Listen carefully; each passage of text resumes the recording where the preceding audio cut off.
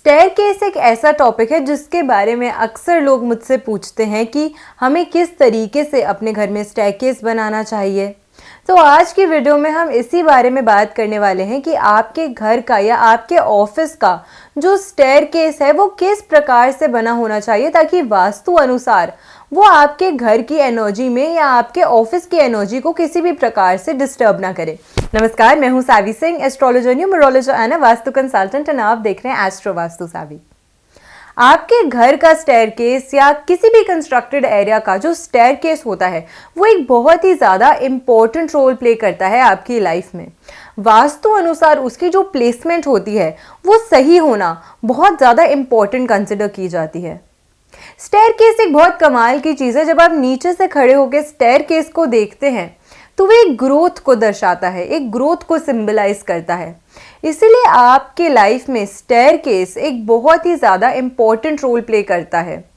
चाहे वो आपकी फैमिली में स्टेबिलिटी हो, रिलेशनशिप्स में स्टेबिलिटी हो, फाइनेंसेस में स्टेबिलिटी हो, हर प्रकार की स्टेबिलिटी के लिए ये बहुत इंपॉर्टेंट और बहुत महत्वपूर्ण है कि आपके कंस्ट्रक्टेड एरिया का जो स्टेयरकेस है वो सबसे पहले सही दिशा में बना हो, सही प्रकार से कंस्ट्रक्टेड हो, और उसके आसपास के जो निर्माण है, उसके आसपास की जो कंस्ट्रक्शन है वो भी सही तरीके से बनी हो, और जो एरिया है वो पूरी तरीके से अच्छे से यूटिलाइज किया जा रहा हो। सबसे पहले हम ये बात करते हैं कि घर का जो स्टेयरकेस है वो होना किस दिशा में चाहिए, कौन सी ऐसी जगह है जहां पे स्टेयरकेस होना सबसे ज़्यादा उपयुक्त कंसिडर किया जाता है एज पर वास्तु। वास्तु के अनुसार सबसे इंपॉर्टेंट है कि आपके घर का जो स्टेयरकेस है वो आपके घर के साउथ ब्लॉक या फिर आपके वेस्ट ब्लॉक में हो, यानी कि दक्षिण का जो हिस्सा होता है वहां पे, या फिर पश्चिम का दिशा। इन दोनों दिशाओं में से कोई भी दिशा आप चूज कर सकते हैं अपने घर के स्टेयरकेस को बनाने के लिए। एग्जैक्ट जो साउथ वेस्ट कॉर्नर होता है, नैऋत्य जोन, दक्षिण पश्चिम का जो कोना है आपके कंस्ट्रक्टेड एरिया का, वहां पे डायरेक्टली आपको कभी भी ये जो स्टेयरकेस है वो कंस्ट्रक्ट नहीं करना चाहिए। ऐसा इसीलिए है क्योंकि वास्तु की ये जो साइंस है वो पूरी तरीके से वास्तु पुरुष के प्लेसमेंट पे डिजाइंड है, उसके ऊपर बेस्ड है। वास्तु पुरुष जो है, उनकी जो निर्माण है, उनकी जो स्टोरी है वो बहुत ही ज़्यादा अद्भुत है, और उसकी भी हम आने वाली वीडियोस में कभी जिक्र करेंगे। लेकिन ऐसी मान्यता है कि भगवान शिव के पसीने की बूंद से उत्पन्न हुए थे वास्तु पुरुष, जो कि एक बहुत ही ज़्यादा अग्रेसिव डीमन थे। लेकिन वास्तु पुरुष का बहुत इंपॉर्टेंट और बहुत महत्वपूर्ण रोल होता है हर कंस्ट्रक्शन में, हर प्लॉट में, हर एरिया में।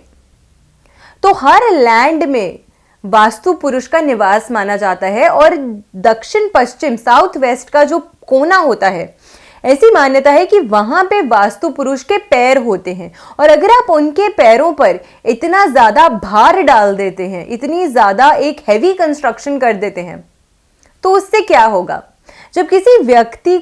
का पूरा भार उसके पैरों पे डाल दिया गए और जरूरत से ज्यादा भार पैरों पे डाल दिया जाए तो व्यक्ति बहुत देर तक खड़ा नहीं रह सकेगा, या बहुत देर तक स्टेबिलिटी से खड़ा नहीं रह सकेगा।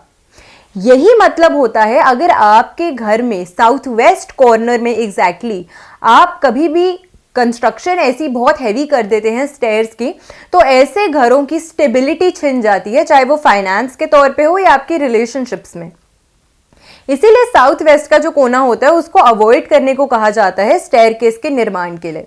तो ऑल्टरनेटिवली आप साउथ ऑफ साउथ वेस्ट, यानी कि साउथ का जो एरिया है उसमें, या फिर वेस्ट ऑफ साउथ वेस्ट, ये दो एरियाज हैं जिसमें आप एक जो ये स्टेयरकेस का कंस्ट्रक्शन है इसको आप कर सकते हैं।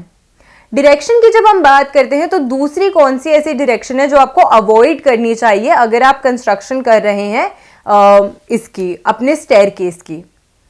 साउथ वेस्ट की मैंने आपको बताया। अगली है नॉर्थ ईस्ट। नॉर्थ ईस्ट, जहां पे साउथ वेस्ट और नॉर्थ ईस्ट जो है आप देखेंगे तो उसके बीच में डायरेक्टली ये एक दूसरे के ऑपोजिट आते हैं, और वास्तु पुरुष की प्लेसमेंट के अनुसार वहां पे वास्तु पुरुष का सिर माना जाता है, और साथ के साथ नॉर्थ ईस्ट ईशान कोण जो होती है उसे एक बहुत ही दिव्य स्थान माना जाता है। आम भाषा में अगर आप लोगों को सुनेंगे, इतनी नॉलेज वास्तु की आजकल ज्यादातर लोगों को रहती है, इतने अवेयर हैं आजकल लोग वास्तु के प्रति कि अक्सर आपने देखा होगा कि घरों में जो मंदिर होता है, लोग पहले से ही प्रयास करते हैं, चाहे उन्होंने किसी वास्तु कंसल्टेंट को कंसल्ट किया हो या ना भी किया हो, कि उनके घर की नॉर्थ ईस्ट डायरेक्शन में ये जो कंस्ट्रक्शन है मंदिर की, वो आपको हमेशा अक्सर वहीं देखने को मिलेगी। तो ऐसे में ये एक चीज़ है जिसका आपको ध्यान देना चाहिए कि नॉर्थ ईस्ट में कभी भी आपको डायरेक्टली ये जो कंस्ट्रक्शन है स्टेयरकेस की, वो नहीं करनी चाहिए, क्योंकि उससे व्यक्ति के माइंड पर, क्योंकि वहां वास्तु पुरुष का सिर है, व्यक्ति के जो उस घर में रिजाइड करेगा उसके माइंड में हमेशा टेंशन चलती रहेगी, मेंटल स्ट्रेस हो सकता है। और साथ के साथ में अक्सर देखा गया है कि मानसिक बीमारियों से ऐसे घरों के व्यक्ति ग्रस्त रहते हैं। ऐसे घरों के व्यक्ति जो होते हैं वो अक्सर मेंटल स्ट्रेस और एंग्जाइटी से बहुत ज़्यादा डील करते हैं। अगर आपके घर में ऑल्टरनेटिव जगह नहीं है कि आप साउथ ब्लॉक में या वेस्ट ब्लॉक में बना सकें ये जो स्टेयरकेस है, तो ऑल्टरनेटिवली आप कौन सी जगह ढूंढ सकते हैं? आप ऑल्टरनेटिव जो ब्लॉक ढूंढ सकते हैं वो है नॉर्थ वेस्ट एरिया। तो मतलब कि नॉर्थ ऑफ नॉर्थ वेस्ट ये जो एरिया है, इसको आप यूटिलाइज कर सकते हैं अपने घर पे स्टेयरकेस बनाने के लिए।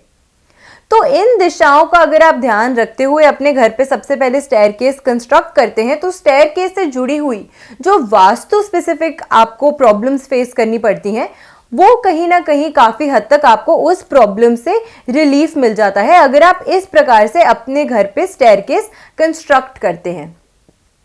एग्जैक्टली नॉर्थ ब्लॉक में अगर आप अपने घर में स्टेयरकेस कंस्ट्रक्ट कर देते हैं, तो ऐसे घरों में अच्छी अपॉर्चुनिटीज नहीं आती, चाहे वो फाइनेंस से रिलेटेड हो, आपके करियर से रिलेटेड हो, आपके जॉब से, बिजनेस से रिलेटेड हो, या फिर अगर आपके घर में मैरिजेबल बच्चे हैं उनके लिए आपको लगेगा कि रिश्तों की कमी महसूस होती है। तो नॉर्थ में अगर कोई आपका स्टेयरकेस होता है तो ऐसे में अच्छी अपॉर्चुनिटीज आपके घर में नहीं आती हैं। सिमिलरली ईस्ट की दिशा में अगर आपके घर पे स्टेयरकेस कंस्ट्रक्टेड है,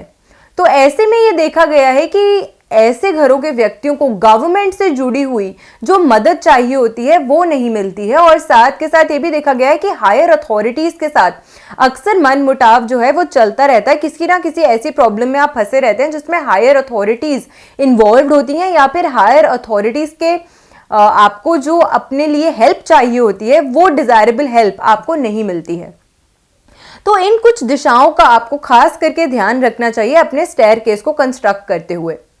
दूसरी चीज जिसकी हम बात कर रहे हैं वो ये है कि अक्सर लोग हमसे पूछते हैं कि किस तरीके से हमें सीढ़ियां बनानी चाहिए, यानी कि एक स्टेयरकेस में कितनी नंबर ऑफ स्टेयर्स होनी चाहिए, कितने गैप पे स्टेयर्स होनी चाहिए, किस दिशा में बनना चाहिए। पर्टिकुलर दिशा की मैंने बात कर ली। दूसरी चीज जिसका आपको खास ध्यान रखना चाहिए वो ये कि आपके जो स्टेयरकेस बना है, अगर आपने डायरेक्ट स्टेयरकेस बनाया है जो सीधा एक फ्लोर से दूसरे फ्लोर पे चढ़ता है और एकदम स्ट्रेट लाइन में है, तो ऐसे में आपको दो चीज़ों का ध्यान रखना चाहिए। वो ये है कि आपका जो स्टेयरकेस है वो हमेशा इस प्रकार से बना हो कि वो ईस्ट टू वेस्ट राइज करे या फिर नॉर्थ टू साउथ। जब जो एनर्जी का सोर्स है वो ईस्ट टू वेस्ट या फिर नॉर्थ टू साउथ कैरी करा जाएगा, तो उसमें जो एनर्जी का फ्लो होता है वो पॉजिटिव होता है, क्योंकि ईस्ट और नॉर्थ दोनों को ही पॉजिटिव दिशाएं कंसिडर किया जाता है वास्तु में। तो अगर जो सोर्स ऑफ जनरेटिंग एनर्जी है वो पॉजिटिव दिशाओं से आती है, तो इसको वास्तु के हिसाब से अच्छा कंसिडर किया जाता है। वास्तु के एस्पेक्ट में इसको ज़्यादा प्रॉस्परस माना जाता है। तीसरी चीज जिसका आपको खास ध्यान रखना चाहिए, अगर आप डबल स्टोरी बिल्डिंग में रहते हैं और आपने स्टेयरकेस कंस्ट्रक्ट करवाया है और आपका जो स्टेयरकेस है वो क्लॉकवाइज है या वो घूमता स्पाइरल वाला स्टेयरकेस है, तो आपको ये ध्यान रखना चाहिए कि आपका जो स्टेयरकेस है वो हमेशा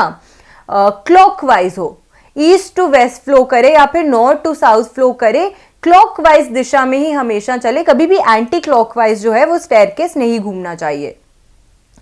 ये कुछ खास चीजें हैं जो आपको ध्यान रखनी चाहिए जब आप स्टेयरकेस का कंस्ट्रक्शन करते हैं। लास्ट जो मोस्ट इंपॉर्टेंट चीज है वो ये है कि लोग पूछते हैं कि हमारी सीढ़ियों में कितनी स्टेयर्स होनी चाहिए, हमारा ये जो स्टेयरकेस है उसमें कितनी सीढ़ियां हो, कितने स्टेयर्स हो, कितने स्टेप्स हों। तो हमेशा आपको ये ध्यान रखना है कि जब आप अपनी घर की सीढ़ियां कंस्ट्रक्ट कर रहे हैं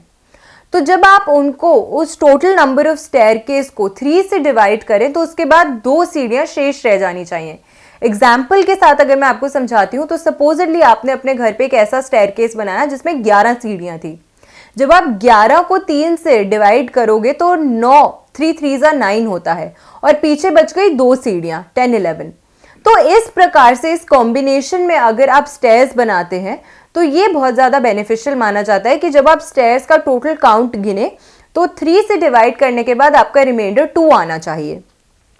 तो ये थोड़ा सा एक मैथमेटिकल इक्वेशन फॉर्म में अगर आपके लिए पॉसिबल है इस प्रकार से सीढ़ियों को कंस्ट्रक्ट करना, इस नंबर से सीढ़ियों को कंस्ट्रक्ट करना, तो इस प्रकार से आप प्रयास कर सकते हैं। ये बहुत ज़्यादा अच्छा माना जाता है।